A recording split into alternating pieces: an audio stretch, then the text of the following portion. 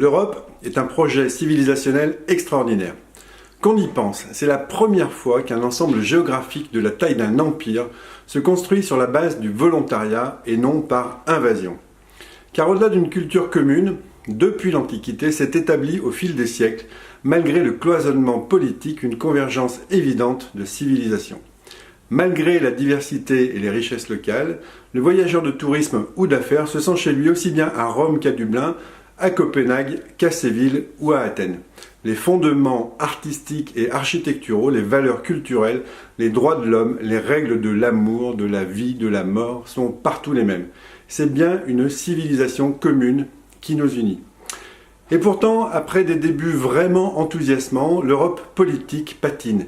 Il semble bien que nous soyons bloqués, que quelque chose nous empêche d'avancer, d'aller plus loin ensemble. Certains disent que c'est parce que l'Europe est trop bureaucratique, trop économique, trop centralisée, pas assez politique. Peut-être. Ma conviction, c'est qu'il manque une chose fondamentale à l'Europe, quelque chose que tous les groupes de pays ayant réussi à maintenir une cohésion possèdent, quelque chose que toutes les nations en construction ont imposé de force à leur population pour obtenir leur unité, quelque chose tellement indispensable que les pays qui ne l'ont pas sont menacés d'explosion constamment. Ce quelque chose, c'est une langue commune. L'Empire romain avait le latin, l'Empire britannique l'anglais, les Chinois se fédèrent avec les idéogrammes, le monde musulman avec l'arabe du Coran, l'Amérique latine avec l'espagnol. Qu'on pense à la Belgique, la Catalogne et leurs difficultés dues en grande partie à l'absence de langue commune. L'Europe a jusqu'à la fin du XVIIIe siècle maintenu une cohésion parmi ses élites intellectuelles avec le latin. Et puis, la naissance des États-nations s'est faite par l'imposition des langues nationales et par la disparition progressive de cette langue commune. Cette apparition des nationalismes et cette incapacité à se comprendre a, comme chacun sait, conduit aux horribles guerres du XXe siècle qui n'ont eu qu'une vertu, celle de nous convaincre de tout faire pour obtenir la paix. Et le meilleur moyen qu'on ait trouvé pour ça fut l'invention de l'Europe politique. Mais depuis, nous avons du mal à nous comprendre. 24 langues officielles, et sur ces 24 langues, 3 sont dites de travail dans les instances dirigeantes. L'allemand, le français, et surtout l'anglais qui semble tout emporter en ce moment. Le problème, c'est que l'anglais n'est pas la langue de tous, ce n'est pas la langue des Européens, c'est la langue de quelques-uns des pays d'Europe seulement, et encore, le plus important d'entre eux vient même de claquer bruyamment la porte de notre maison commune. Et puis, contrairement aux idées reçues, c'est une langue très difficile à maîtriser et par conséquent source de bien des incompréhensions.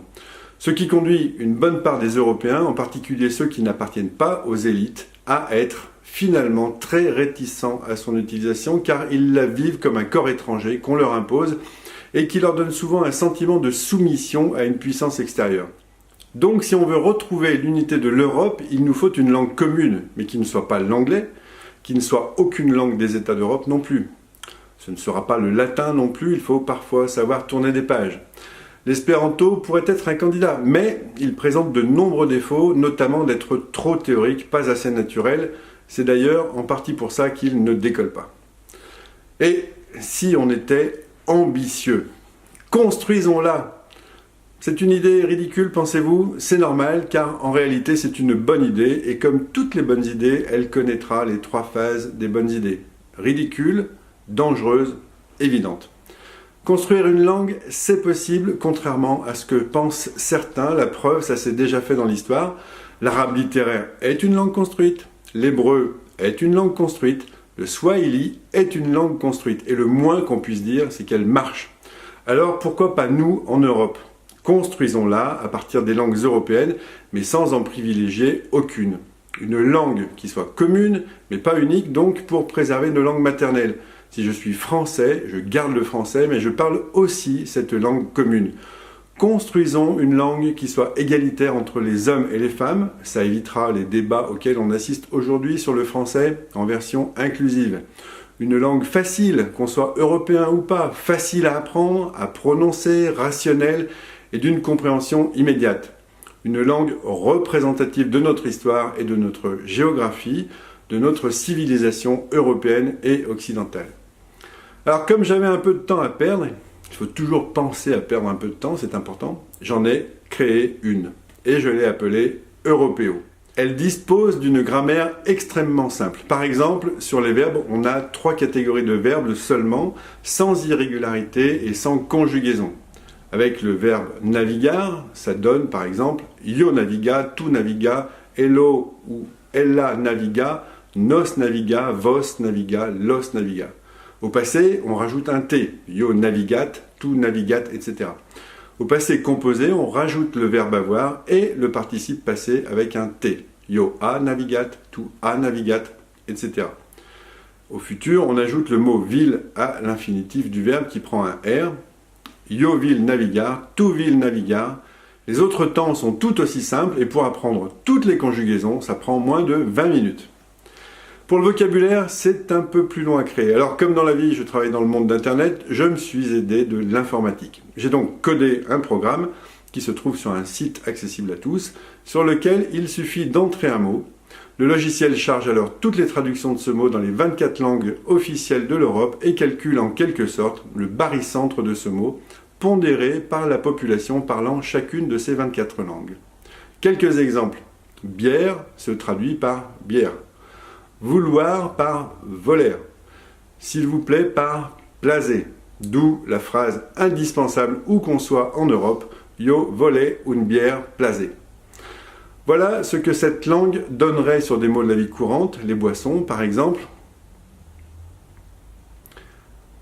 et quelques mots courants. D'autres exemples, civilisation se traduit par civilisation, européen se traduit par european, extraordinaire se traduit par extraordinaire. Civilisation européenne es extraordinaire, ma necessita une lengua. Voici également 2 exemples de citations de grands hommes européens traduites en européo. It es mere fácil desintegrar un atome que une false idea. Ça c'est Einstein qui le disait. On résistait à invasion de armes, on ne résistait à invasion de ideas. Ça c'est Victor Hugo qui le disait. Que ce soit celle-ci ou une autre langue construite, vous l'aurez compris, avoir de l'audace, de l'ambition aujourd'hui, c'est d'affirmer qu'il est possible d'imaginer une langue européenne. Cette langue devra être créée par des linguistes, bien sûr, financée par l'Union européenne. Son adoption devrait être faite par la ratification d'un traité européen, comme on l'a fait pour l'euro. Et dans toutes les écoles, toutes les universités, l'Union européenne fera tout son possible pour que les jeunes ou vieux, tout le monde puisse apprendre cette langue qui permettra véritablement l'égalité et la fraternité entre les citoyens d'Europe. Soyons ambitieux.